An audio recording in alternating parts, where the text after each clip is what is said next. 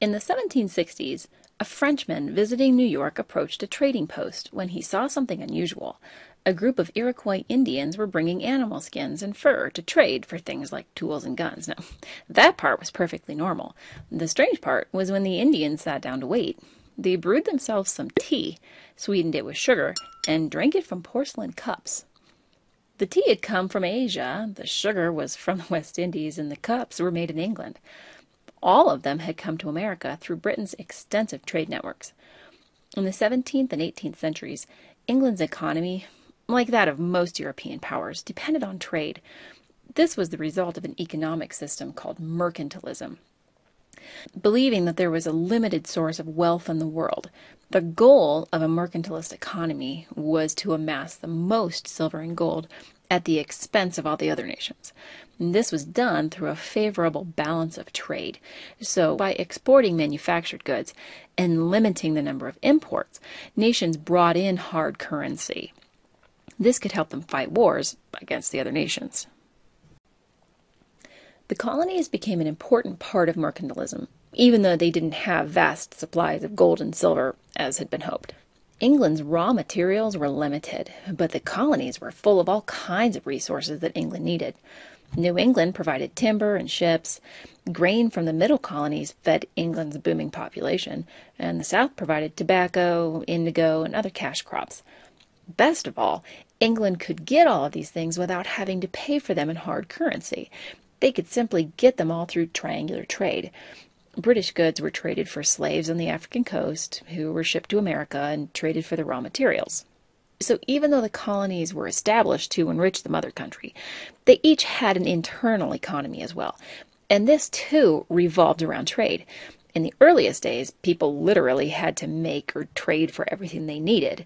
The northern colonies especially developed cottage industries that traded on a simple barter system. For example, one household might mill grain while his neighbor spun wool. Even as the colonies were growing, their overseas trade remained based in agricultural products. The earliest towns and cities were places just to collect crops for shipment to England and then to offer the colonists imported goods they needed to build a home or run a farm and provide for their family. The first tradesmen who appeared in towns were the people who could create these implements instead of importing them, people like blacksmiths, brickmakers, gunsmiths, and saddlers. And then as the colonies grew and these basic necessities of life were easier to get, more genteel trades like printers, attorneys, silversmiths, or physicians increased. Children frequently learned their father's trade, but it was also common for them to be apprenticed to another tradesman elsewhere in the colony. With the growth of towns and cities, merchants opened for business. General stores stocked their shelves with merchandise from England. Dressmakers used textiles imported from England.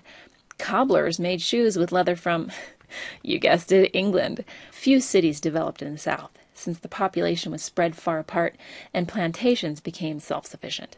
But even they traded with England, they just didn't do it through a merchant in town. This exclusive trade with England had both positive and negative side effects. American ships were protected from pirates by the English Navy, and colonists could get credit from English banks. The importation of English goods made many New England merchants rich. It kept ports in the middle colonies busy, and it helped to anglicize the diverse population. And Southerners had a guaranteed market for their tobacco, rice, and indigo. Of course, Great Britain liked this exclusive trade too. They had a growing new market for their manufactured goods and cheap new resources from which to make even more stuff. But as the colonies matured, they began seeking trading partners other than England. So the British authorities passed a series of laws called the Navigation Acts to restrict colonial trade in favor of English mercantilist policies. Beginning in 1651, these acts restricted colonial trade to ships made in England or America. Anything imported into America had to go through England first. The colonies were restricted from manufacturing certain types and quantities of goods, and most importantly, there were lists of so-called enumerated items that couldn't be sold anywhere except England or another American colony. Now, the goal of the Navigation Acts was to force Americans to buy English goods. This drove prices up because the colonists had to pay whatever England decided to charge. They couldn't get it anywhere else. Goods imported from other nations came to England first, and then a tax was collected on their purchase. The Navigation Acts also drew even more distinctions between colonies than already existed. Like New England built ships and prospered from the restrictions, and the middle colonies benefited from increased port activities. But the South was hurt when tobacco became an enumerated item. And with only one buyer, that would be England, the price of tobacco went down because they couldn't sell it to anybody on the open market. Still, most of these changes were accepted by the colonists until the Molasses Act of 1733. Even New England had benefited from triangular trade, even though they rarely purchased slaves. What they did want was molasses from the sugar plantations in the island colonies. New England factories used it to make rum, which was then purchased by the British. And until 1733, American distillers had bought molasses on the open market, often purchasing it from competing colonial empires. So planters in the British West Indies asked Parliament to pass a tax on all molasses imported from French colonies. Now, the idea of this was to make French molasses more expensive so the colonists would buy the English molasses.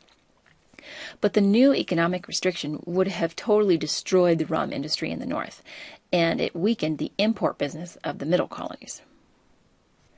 Interestingly, the Molasses Act opened up an entirely new industry in America: smuggling. Merchants realized that it was nearly impossible for the British Navy to monitor all shipping activity. Smugglers who were caught with contraband could easily bribe customs officials who made very modest salaries. Officers who tried to enforce the law were easily intimidated.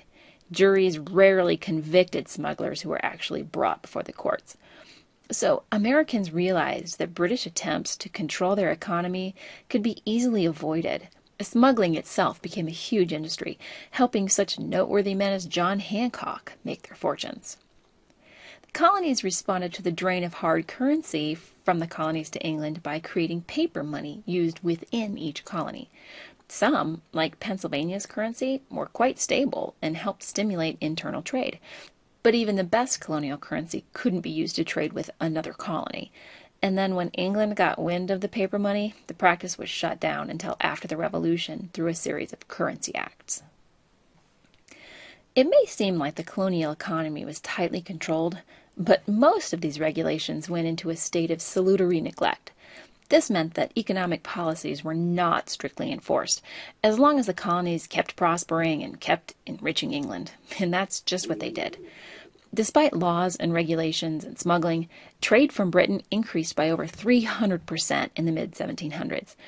It's difficult to compare wealth in the colonial trade economy with our market economy today, but as many as 3/4 of all farmers owned their land, and colonists purchased steadily increasing amounts of manufactured goods.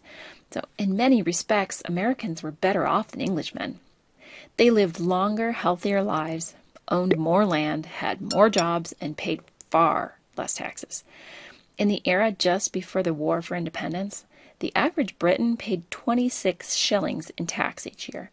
The average American only paid 1 shilling a year, even though they were technically British citizens. This disparity caused a great deal of resentment back in England, and only justified the feeling that it was the colony's duty to help the economy back home. Let's review. England's economy, like most European powers, relied on trade. Mercantilism demanded that nations export more than they import in order to amass a greater proportion of the world's finite resources. The colonies were designed to fulfill two roles in a mercantilist system. They provided nearly free raw materials for English manufacturers and a growing market for the consumer goods they produced. Now, out of necessity, colonists also traded with one another, helping cottage industries to develop. Towns grew to export materials and import goods. In time, tradesmen and merchants flourished.